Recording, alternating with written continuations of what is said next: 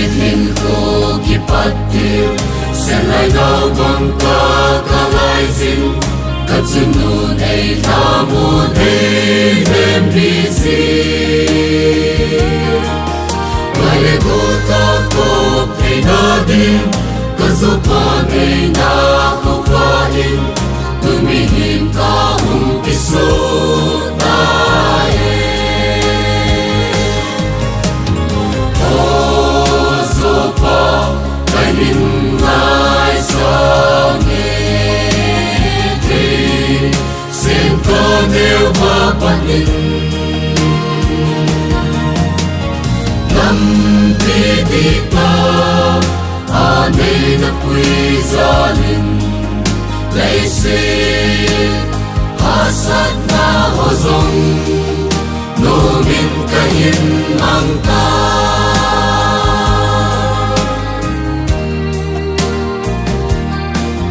Toile kulkakot kay nani Madakin tang ngay hapiin Katupet lai sinui na Dahil lasil bang humlena Kinkulang piakat ang hati Kalampiging sinanganiin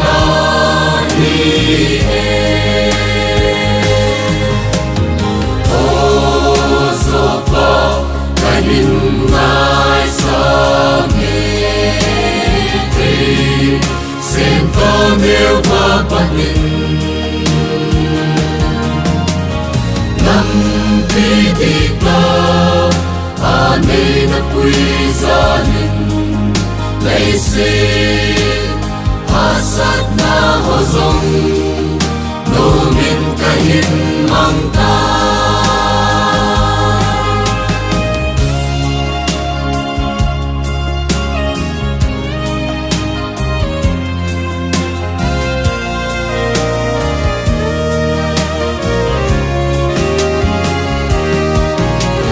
Sifatin chun leso Natsungagabot yuzose Maanganay ngay damdin katume Sungkim ang pambulat sangin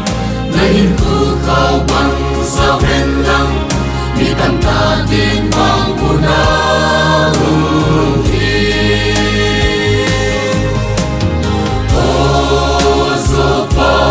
kahin ngay sangit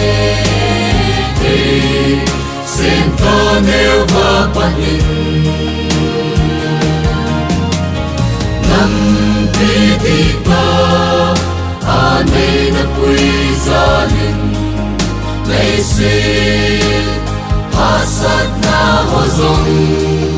Numin kahin mangka Nampitik na anay na puizalin Laisik hasad na hozong Numin kahin mangka